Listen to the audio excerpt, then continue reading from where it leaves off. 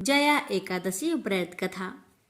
धर्मराज युधिष्ठिर बोले, हे भगवान, आपने माघ के कृष्णा पक्ष की षटटिला एकादशी का अत्यंत सुंदर वर्णन किया। आप स्वदेज, अंडज, उद्दीज और जरायुज चारों प्रकार के जीवों के उत्पन्न, पालन तथा नाश करने वाले हैं। अब आप कृपा करके माघ शुक्ल एकादशी का वर्णन कीजिए। इसका क्या नाम है, इसके व्रत की क्या विधि है और इसमें कौन से देवता का पूजन किया जाता है। श्री कृष्ण भगवान कहने लगे कि हे राजन, इस एकादशी का नाम जया एकादशी है। इसका व्रत करने से मनुष्य ब्रह्म हत्या आदि पापों से छूटकर मोक्ष को प्राप्त होता है तथा इसके प्रभाव से भूत पिशाच आदि योनियों से मुक्त हो जाता है। इस व्रत को विधि पूर्वक करना चाहिए। अब मैं आपसे पद्म पुराण में वर्णित इसकी महिमा का एक कथा सुनाता हूँ।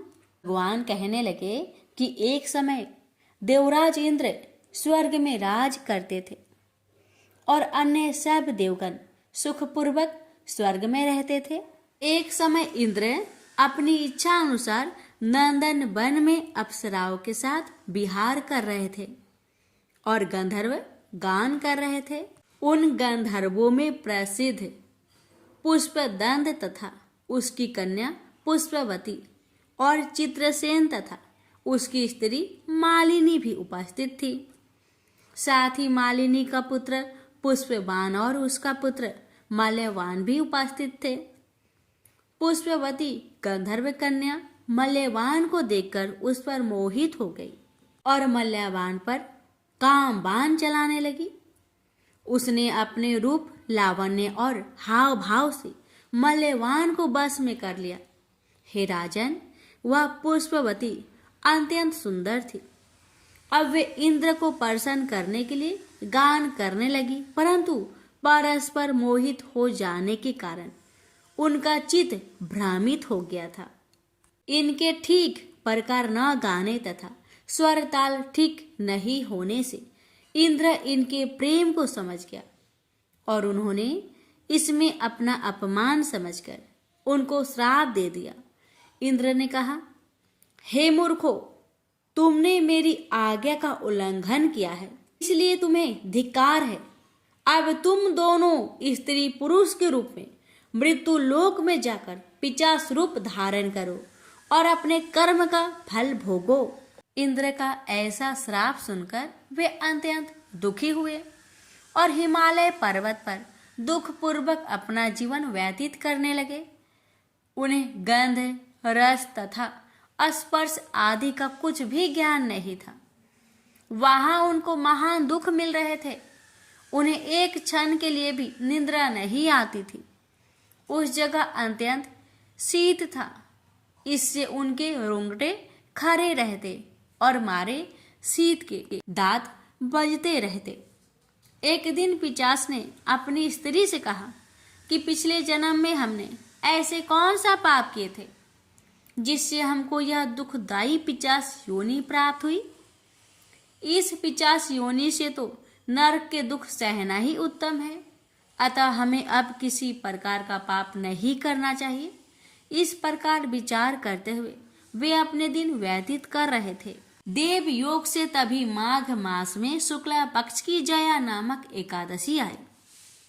उस दिन उन्होंने कुछ भी भोजन नहीं किया और ना कोई पाप कर्म ही किया, केवल फल फूल खाकर ही दिन व्यतीत किया और सायंकाल के समय महान दुख से पीपल के वृक्ष के नीचे बैठ गए। उस समय सूर्य भगवान अस्त हो रहे थे। उस रात को अत्यंत ठंड थी, इसी कारण वे दोनों शीत के मारे अति दुखित होकर मृतक के समान आपस में चिपटे हुए पड़े रहे। उस रात्रि को उनको निद्रा भी नहीं आई। हे राजन, जया एकादशी के उपवास और रात्रि के जागरण से दूसरे दिन प्रभात होते ही उनकी पिशाच योनि छूट गई। अत्यंत सुंदर गंधर्व और अप्सरा की देह धारण कर सुंदर वस्त्र भूषणों से अलंकृत होकर उन्होंने स्वर्ग लोक को प्रस्थान किया। उस समय आकाश में देवता उनकी स्तुति करते हुए पुष्प वर्षा करने लगे।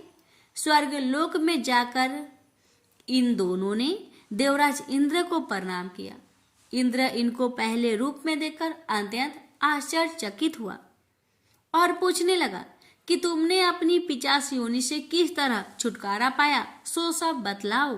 मल्यवान बोले कि हे देवेंद्र, भगवान विष्णु की कृपा और जया एकादशी के व्रत के प्रभाव से ही हमारी 50 देह छूटी है। तब इंद्र बोले कि हे मल्यवान, भगवान की कृपा और एकादशी का व्रत करने से न केवल तुम्हारी 50 योनि छूट गई, वरन हम लोगों के भी वंदनीय हो गए, क्योंकि विष्णु और शिव के भक्त हम लोगों के वंदनीय हैं। अतः आप धन्य हैं। अब आप पुष्पवती के साथ जाकर विहार करो। श्री कृष्ण भगवान कहने लगे कि हे राजा युधिष्ठिर, इस जया एकादशी के व्रत से बूढ़ी योनि छूट जाती है। जिस मनुष्य ने इस एकादशी का व्रत किया है उसने मानो सब यज्ञ जप दान आदि कर लिए। जो मनुष्य जया एकादशी का व्रत करते हैं वे अवश्य ही 1000 वर्ष तक स्वर्ग में वास करते हैं। प्रेम से बोलिए जय श्री हरि। प्राचीन समय की बात है। दक्षिण भारत की तुंगभद्रा नदी के तट पर एक नगर में आत्मदेव नामक एक व्यक्ति रहता था, जो सभी वेदों में पारंगत था। उसकी पत्नी का नाम धुंधली था। धुंधली बहुत ही सुंदर लेकिन स्वभाव से झगड़ालू थी। घर में सब प्रकार का सुख था, लेकिन वह व्यक्ति अपनी पत्नी से तो दुखी था ही, आखिर उसके कोई संतान का सुख भी नहीं था। वह चिंता में रहता था कि यदि उम्र ढल गई तो फिर संतान का सुख देखने को नहीं मिलेगा। यह सोचकर उसने बड़े दुखी मन से अपने प्राण त्यागने के लिए वन को चला गया।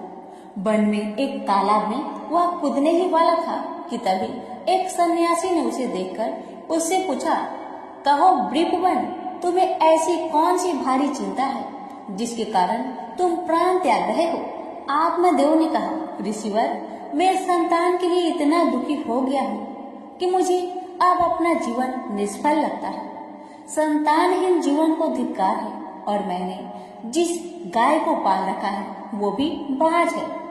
यह तो ठीक है, मैं जो पेड़ लगाता हूँ उस पर भी फल फूल नहीं लगते। मैं घर में जो फल लाता हूँ वह भी बहुत जल्दी सड़ जाता है।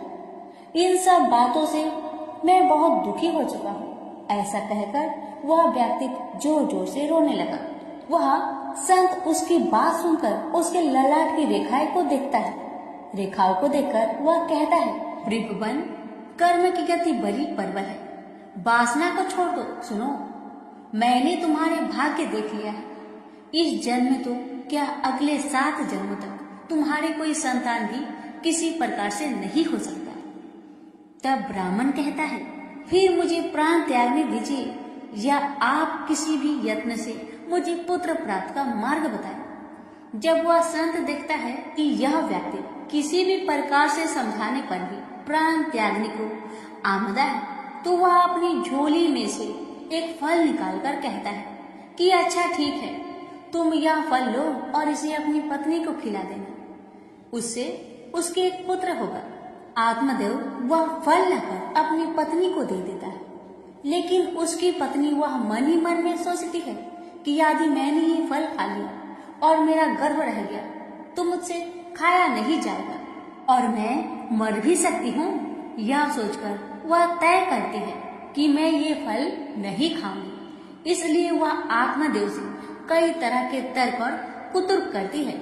आत्मदेव के कहने पर वह फल तो रख लेती है लेकिन खाती नहीं है। एक दिन उसकी बहन उसके घर आती है, जिसे वह सारा किस्सा सुनाती है। बहन उससे कहती है कि मेरे पेट में बच्चा है, प्रसव होने पर वह बालक मैं तुम्हें दे दूंगी, तब तक तुम गर्भवती के समान घर में रहो। मैं कह दूंगी मेरा बच्चा मर गया और तू ये फल गाय को खिला देना। आत्मदेव की पत्नी ने अपनी बहन की बात मान ली और वैसा ही किया। उस फल को गाय को खिला दिया। समय व्यतीत होने पर उसकी बहन का बच्चा लाकर धुंधली को दे दिया गया। पुत्र हुआ है, यह सुनकर आत्मदेव को बड़ा आनंद हुआ। धुंधली ने अपने बच्चे का नाम धुंधकारी रखा। इसके 3 माह व्यतीत होने के बाद एक दिन आत्मदेव सुबह गाय को चारा डालने गया। उसने देखा कि गाय के पास एक बच्चा है जो कि मनुष्य आकार में है, लेकिन बस उसके कान ही गाय के समान थे। उसे देखकर वह आश्चर्य में पड़ जाता है, हालांकि उसे बड़ा आनंद भी होता है। वह उस बच्चे को उठाकर घर में ले जाता है। उसका नाम वह गोकर्ण रखता है। अब उसके 2 बालक हो जाते हैं, एक धुंधकारी और दूसरा गोकर्ण। गोकर्ण बड़ा होकर विद्वान, पंडित और ज्ञानी निकला, जबकि धुंधकारी दुर्नसेरी और क्रोधी, चोर, व्यभिचारी, अस्त्र शस्त्र धारण करने वाला, माता पिता को सताने वाला निकला। अब माता पिता की सारी संपत्ति नष्ट कर देता था। एक दिन वह पिता को मार मार कर घर से बाहर निकाल दिया। पिता रोने लगा और कहता है कि मेरी पत्नी का बाँझ रहना ही अच्छा था। तभी वहाँ गोकर्ण आ जाता है। वह पिताजी को वैराग्य का उपदेश देता है और कहता है, आप सभी को छोड़कर प्रभु के शरण में वन में चले जाएं और भगवत भजन करें। भगवत भजन ही सबसे बड़ा धर्म है। गौ से उत्पन्न पुत्र गोकर्ण की बात मानकर आत्मदेव वन में चले जाते हैं। बाद में उसकी पत्नी धुंधली को धुंधकारी सताने लगता है, तो वह कुएं में कूदकर आत्महत्या कर लेती है। अब धुंधकारी 5 वेश्याओं के साथ रहने लगा।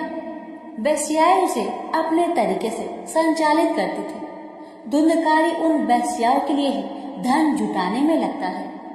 वह उनके लिए डाका डालता और चोरी करता है। बाद में वे वेश्याएं सोचने लगती है कि यदि एक दिन यह पकड़ा गया तो राजा इसके साथ हमें भी दंड देगा। यह सोचकर वह वेश्याएं सोते हुए धुंधकारी को रस्सियों से उसका गला दबाने का प्रयास करती है। जब वह गला दबाने में भी नहीं मरता है तो वे सभी मिलकर उसे दहकते अंगारों में डाल देती है। वहाँ वह तड़प तड़प कर मर जाता है। बाद में उसे गड्ढा खोदकर गाड़ दिया जाता है। मरने के बाद धुंधकारी भयंकर दुख देने, झेलने और अपने कुकर्मों के कारण एक प्रेत बन जाता है। प्रेत बनने के बाद भूख और प्यास से वह व्याकुल हो जाता है। रह रहकर चिल्लाता भी रहता है, क्योंकि उसे अंगारों से जलाया गया था। इसलिए उसकी अनुभूति उसे अभी भी सताती रहती है। उसे लगता है कि अभी भी मेरा शरीर जल रहा है। एक दिन उसका भाई गोकर्ण उसके गांव में कथा करते हुए आते हैं। गोकर्ण सबसे नजर बचाते हुए अपने पुस्तकनी मकान में सोने को चले जाते हैं। अपने ही घर में अपने भाई को सोया हुआ देखकर धुंधकारी खुश हो जाता है और आवाज लगाता है। गोकर्ण यह आवाज सुनकर पूछता है कि तुम कौन हो? धुंधकारी कहता है, मैं तुम्हारा भाई हूँ। मेरे कुकर्म की गिनती नहीं की जा सकती। इसी से मैं प्रेत योनि में पड़ा हूँ। ये दुर्दशा भोग रहा हूँ। भाई, तुम दया करके मुझे इस योनि से छुड़ाओ। गोकर्ण कहता है कि मुझे बड़ा आश्चर्य हो रहा है। मैंने तुम्हारे लिए विधि पूर्वक गया जी में श्राद्ध किया, फिर भी तुम प्रेत योनि से मुक्त कैसे नहीं हुई? मैं कुछ और उपाय करता हूँ। कई उपाय करने के बाद भी जब कुछ नहीं होता है तो अंत में वह सूर्यदेव से पूछते हैं, तो सूर्यदेव कहते हैं कि वह श्रीमद् भागवत कथा सुनने से ही मुक्ति हो सकती है, इसलिए तुम सप्ताह पारायण करो। तब गोकर्ण ने व्यास गद्दी पर बैठकर कथा कहने लगे। देश गांव से बहुत लोग कथा सुनने आने लगे। इतनी भीड़ हो गई कि सब आश्चर्य करने लगे। तब वह प्रेत भी वहां आ पहुंचा। वह इधर उधर स्थान ढूंढने लगा। इतने में उसकी दृष्टि एक सीधे रखे हुए 7 गांठ वाली बांस पर पड़ी। वह वायु रूप से उसमें जाकर बैठ गया। तो शाम को कथा को विश्राम दिया गया तो एक बड़ी विचित्र बात हुई। सबके देखते देखते उस बांस की एक गांठ तर तर तर तर करती फट गई। इसी प्रकार 7 दिनों में 7 गांठें फट गई और 12 स्कंद सुनने से पवित्र होकर धुंधकारी एक दिव्य रूप धारण करके सामने खड़ा हो गया। उसने भाई को प्रणाम किया। तभी बैकुंठवासी पार्षदों के सहित एक विमान उतरा। सबके देखते ही देखते धुंधकारी विमान पर चढ़ गया। उन पार्षदों को देखकर उसने गोकर्ण से कहा, भगवान के प्रिय पार्षदों, यहाँ हमारे अनेक शुद्ध हृदय श्रोतागण हैं। उन सब के लिए एक साथ बहुत से विमान क्यों नहीं लाए? यहाँ सभी ने समान रूप से कथा सुनी है, फिर फल में इस प्रकार का भेद क्यों है? भगवान के पार्षदों ने कहा, इस फल भेद का कारण इसमें श्रवण का भेद है। श्रवण सबने समान रूप से ही किया, किंतु इसके जैसा मनन नहीं किया। इस प्रेत ने 7 दिन तक सुने हुए विषय का स्थिर चित्त से खूब मनन भी करता रहा। यह कहकर वे सब पार्षद बैकुंठ को चले गए। श्रावण माह में गोकर्ण ने फिर से उसी प्रकार सप्ताह क्रम से कथा कही। वहां भक्तों से भरे हुए विमानों के साथ भगवान प्रकट हो गए। उस गांव में कुत्ते और चंडाल प्रश्न जितने भी जीव थे, सभी दिव्य देह धारण करके विमान पर चढ़ गए। भगवान उन सभी को योनि दुर्लभ गोलोक धाम में ले गए। प्रेम से बोलिए, लक्ष्मी नारायण की जय, श्री कृष्ण भगवान की जय, राधा रानी की जय। अर्जुन ने पूछा, हे केशव, मैं संन्यास एवं त्याग के तत्व पृथक पृथक जानने की इच्छा करता हूँ। श्री कृष्ण बोले, हे पार्थ, कामना वाले कर्मों के त्याग को ज्ञानी लोग संन्यास मानते हैं और अज्ञानी पुरुष फल के त्याग को त्याग कहते हैं। कोई पंडित कर्म को दोष युक्त जानकर त्यागना ठीक कहते हैं। कोई यज्ञ, दान, तप आदि कर्मों को छोड़ने योग्य बताते हैं।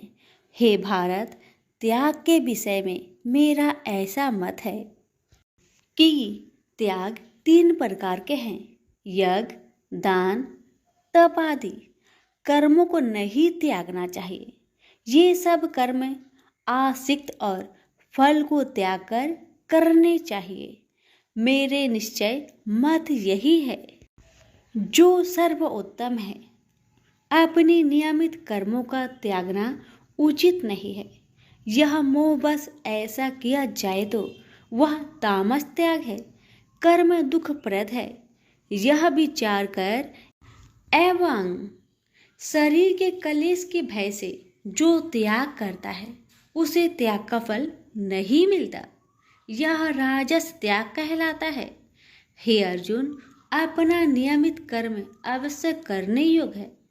फल तथा आसक्त को त्याग कर जो कर्म किया जाता है वह सात्विक कर्म है। जो दुखदायक कर्म से देश नहीं करता तथा सुखदायक कर्म से प्रीति नहीं करता, वह त्यागी, सत्यशील, बुद्धिमान तथा मुक्ति की योग्य है।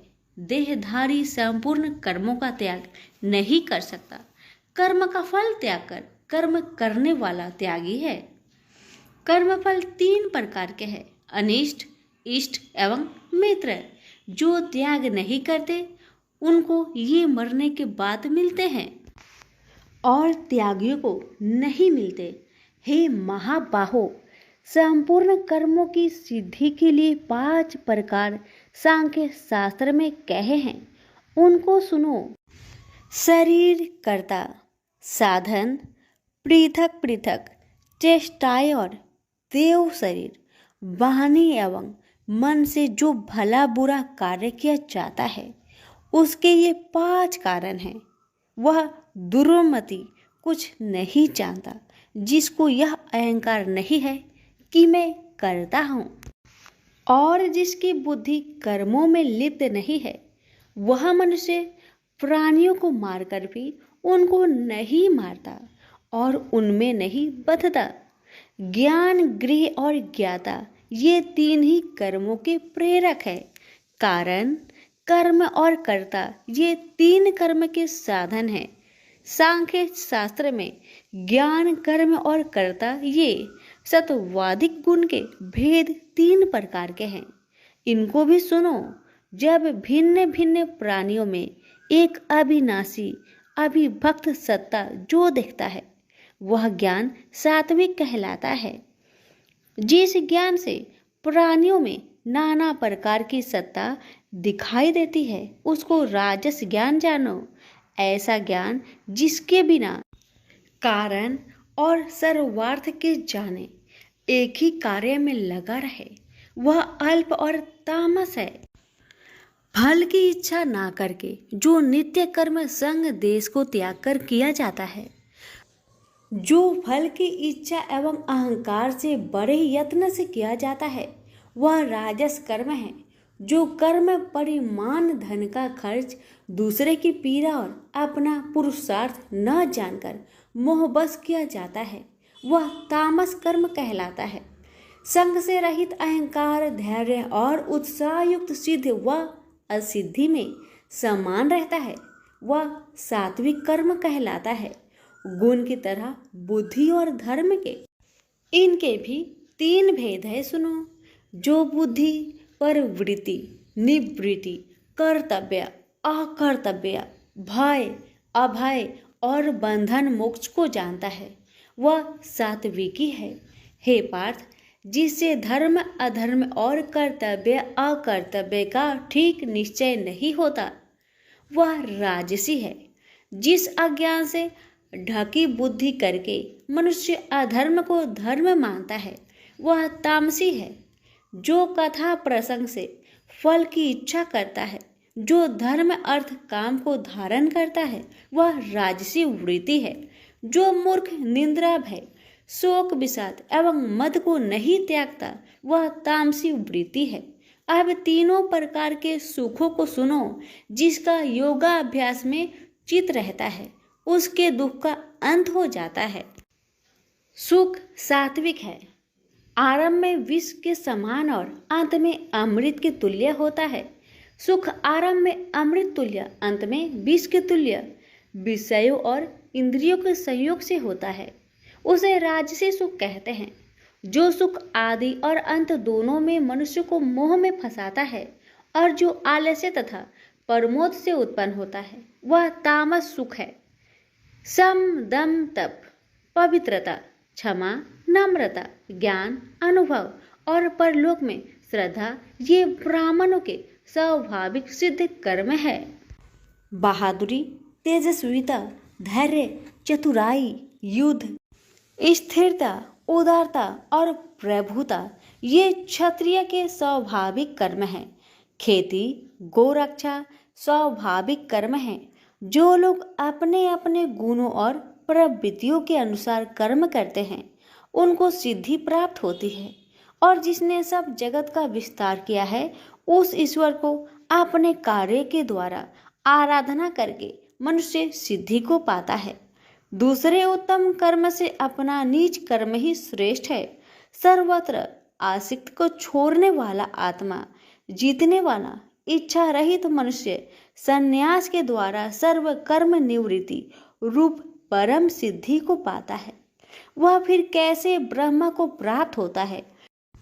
सो मुझसे सुनो, यही इस ज्ञान की परानिष्ठा है।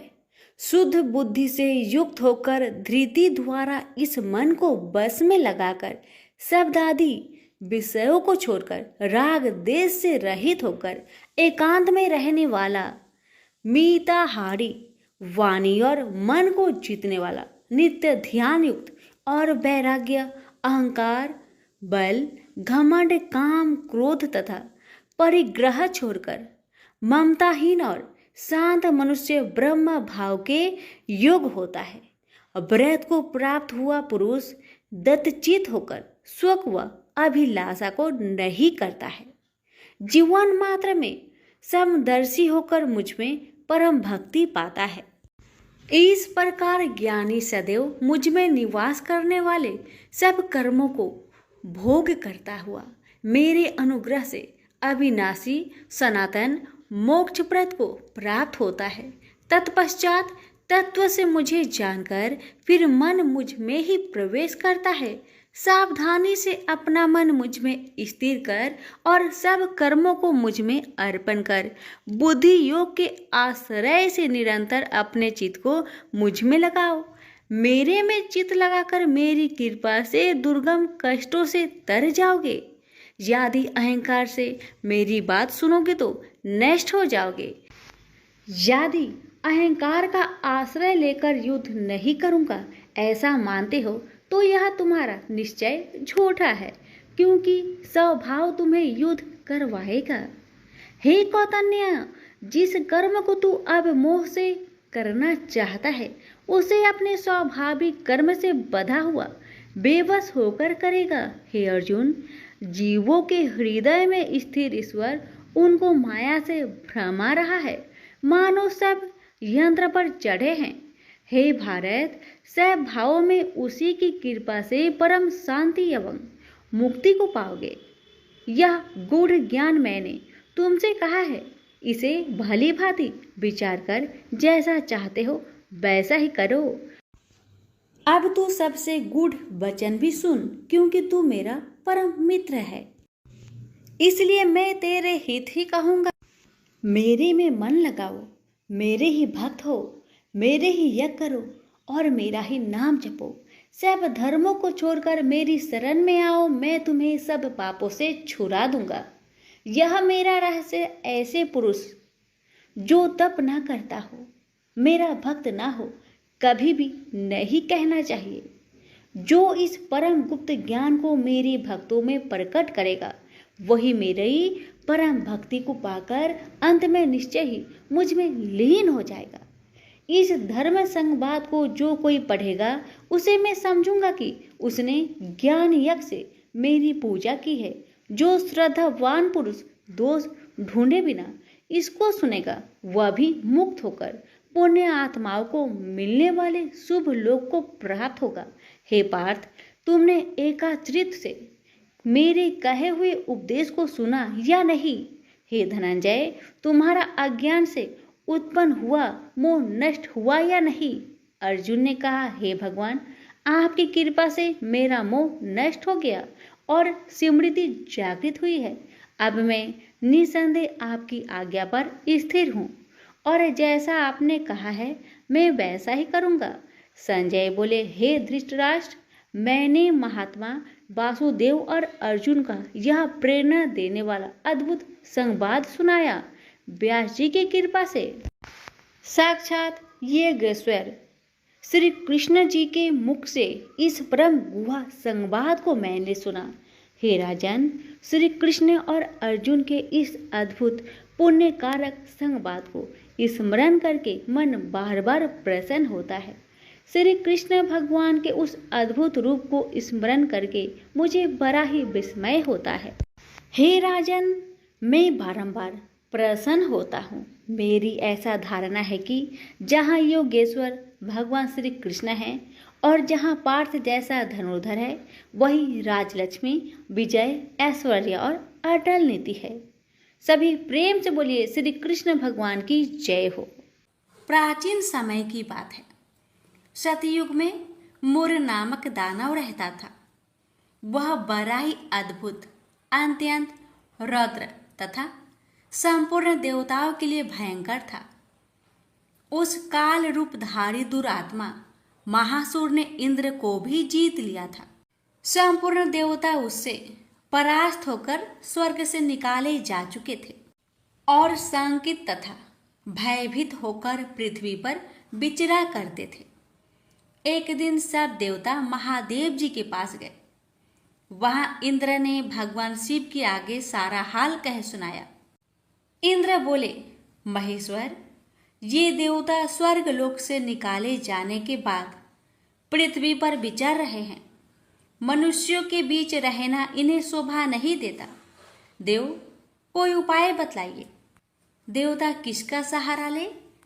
महादेव जी ने कहा, देवराज, जहाँ सबको शरण देने वाले, सबकी रक्षा में तत्पर रहने वाले जगत के स्वामी भगवान गरुड़ ध्वज विराजमान हैं, वहाँ जाओ।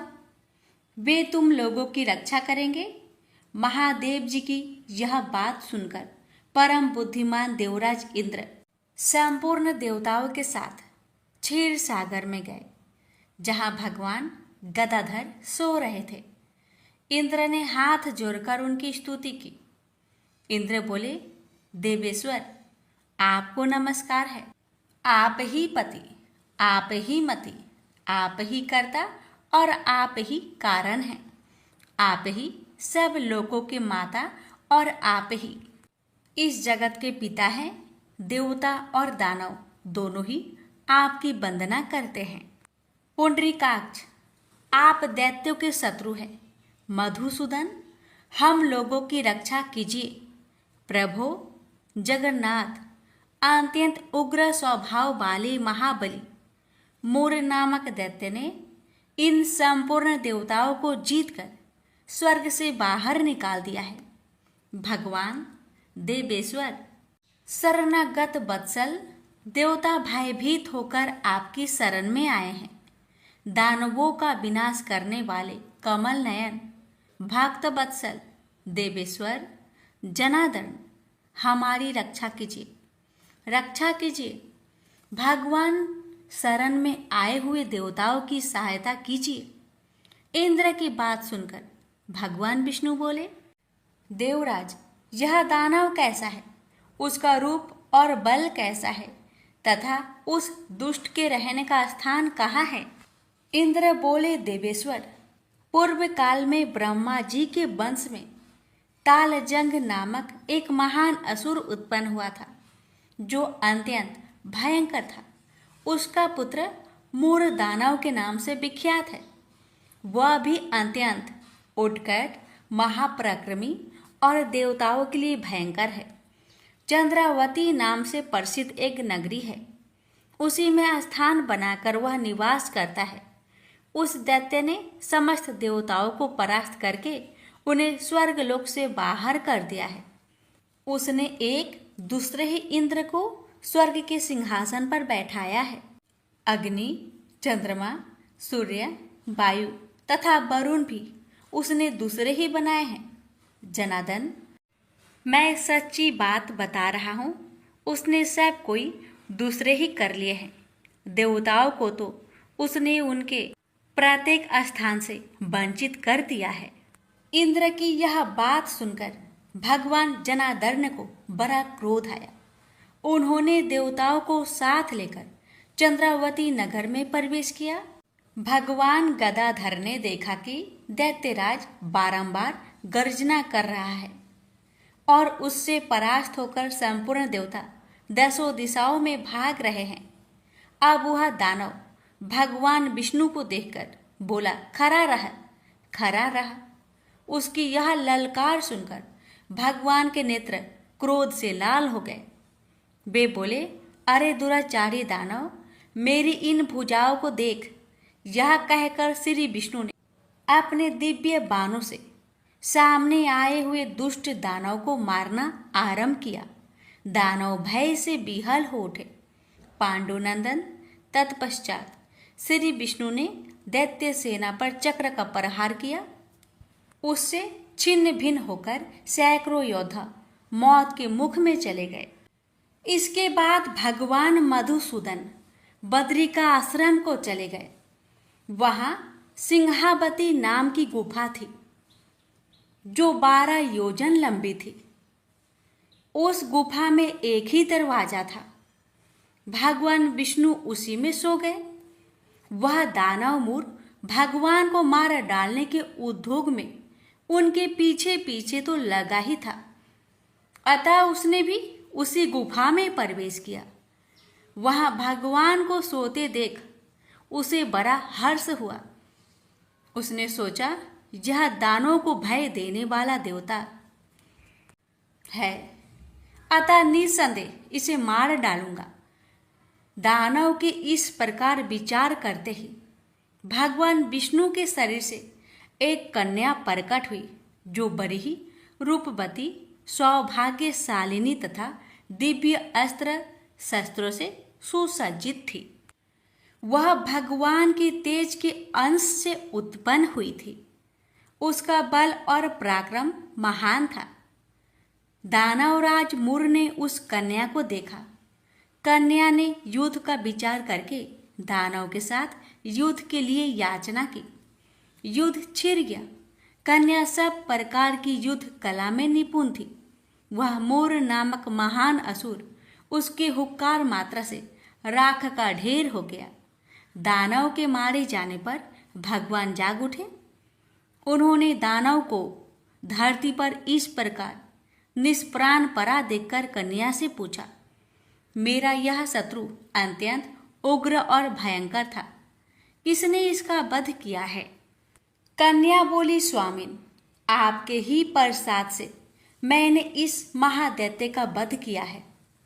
श्री भगवान ने कहा, कल्याणी, तुम्हारे इस कर्म से तीनों लोकों के मुनि और देवता आनंदित हुए हैं, अतः तुम्हारे मन में जैसी इच्छा हो उसके अनुसार मुझसे कोई वर मांग लो। देव दुर्लभ होने पर भी वह वर मैं तुम्हें दूंगा, इसमें तनिक भी संदेह नहीं है। वह कन्या साक्षात एकादशी ही थी। उसने कहा, प्रभु, यदि आप प्रसन्न हैं तो मैं आपकी कृपा से सब तीर्थों में प्रधान, समस्त विघ्नों का नाश करने वाली तथा सब प्रकार की सिद्धि देने वाली देवी हूँ। जनार्दन, जो लोग आप में भक्ति रखते हुए मेरे दिन को उपवास करेंगे उन्हें सब प्रकार की सिद्धि प्राप्त हो। माधव, जो लोग उपवास, नक्त भोजन अथवा एक भुक्त करके मेरे व्रत का पालन करें उन्हें आप धन, धर्म और मोक्ष प्रदान कीजिए। श्री विष्णु बोले, कल्याणी, तुम जो कुछ कहती हो वह सब पूर्ण होगा। प्रेम से बोलिए, एकादशी माता की जय। आप श्रवण करें जगदीश जी की आरती।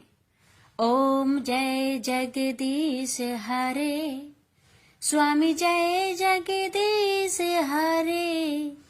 भक्त जनों के संकट क्षण में दूर करे। ओम जय जगदीश हरे। जो ध्यावे फल पावे, दुख बिन से मन का। स्वामी दुख बिन से मन का। सुख संपत्ति घर आवे, कष्ट मिटे तन का। ओम जय जगदीश हरे। मात पिता तुम मेरे, शरण कहूँ किसी की। स्वामी शरण कहूँ किसी की। तुम्हें बिनु और न दूजा, आस करो जिसकी। ओम जय जगदीश हरे। तुम्हें पूर्ण परमात्मा, तुम अंतर्यामी। पर ब्रह्मा परमेश्वरी, तुम सबके स्वामी। ओम जय जगदीश हरे। तुम करुणा के सागरी, तुम पालन करता। मैं मूरख खल कामी, कृपा करो भरता। ओम जय जगदीश हरे। तुम हो एक अगोचरी, सबके प्राणपति। प्रभु सबके प्राणपति। किस विधु मिलू दया मिली, तुमको मैं घूमती। ओम जय जगदीश हरे। इन बंधु दुख हरता, तुम ठाकुर मेरे। प्रभु तुम ठाकुर मेरे। अपने हाथ उठाओ, द्वार पर तेरे। ओम जय जगदीश हरे। विषय विकार मिटाओ, पाप हरो देवा। श्रद्धा भक्ति बढ़ाओ, संतन की सेवा। ओम जय जगदीश हरे। तन मन धन और संपत्ति, सब कुछ है तेरा। प्रभु सब कुछ है तेरा। तेरा तुझको अर्पण क्या लागे मेरा। ओम जय जगदीश हरे, जगदीश्वर जी की आरती जो कोई नर गावे। कहत शिवानंद स्वामी मनवांछित फल पावे। ओम जय जगदीश हरे। प्रेम से बोलिए विष्णु भगवान की जय। अब श्रवण करते हैं एकादशी माता की आरती। ओम जय एकादशी, जय एकादशी, जय एकादशी माता। विष्णु पूजा व्रत को धारण कर शक्ति मुक्ति पाता। ओम जय एकादशी माता, तेरे नाम गिनाऊं देवी भक्ति प्रदान करने। गण गौरव की देनी माता शास्त्रों में बरनी। ओम जय एकादशी माता, मार्ग शीर्ष के कृष्णा पक्ष की उत्पन्न विश्वातारिणी जन्मी। शुक्ल पक्ष में हुई मोक्षदा मुक्ति दाता बनाई। ओम जय एकादशी माता, पौष के कृष्णा पक्ष की सफला नामक है। शुक्ल पक्ष में होए पुत्र दा आनंद अधिक रहे। ओम जय एकादशी माता, नाम सटटिला माघ मास में कृष्ण पक्ष आवे। शुक्ल पक्ष में जया कहावे, विजय सदा पावे। ओम जय एकादशी माता, विजय फाल्गुन कृष्ण पक्ष में शुक्ल आमल की। पाप मोचने कृष्ण पक्ष में चैत्र महाबली की। ओम जय एकादशी माता, चैत्र शुक्ल में नाम कामदा धन देने वाली। नाम बरुथनी कृष्ण पक्ष में वैशाख महावाली। ओम जय एकादशी माता, शुक्ल पक्ष में होई मोहिनी अपरा ज्येष्ठ कृष्ण पक्षी। नाम निर्जला सब सुख करने कृष्ण पक्ष रखी।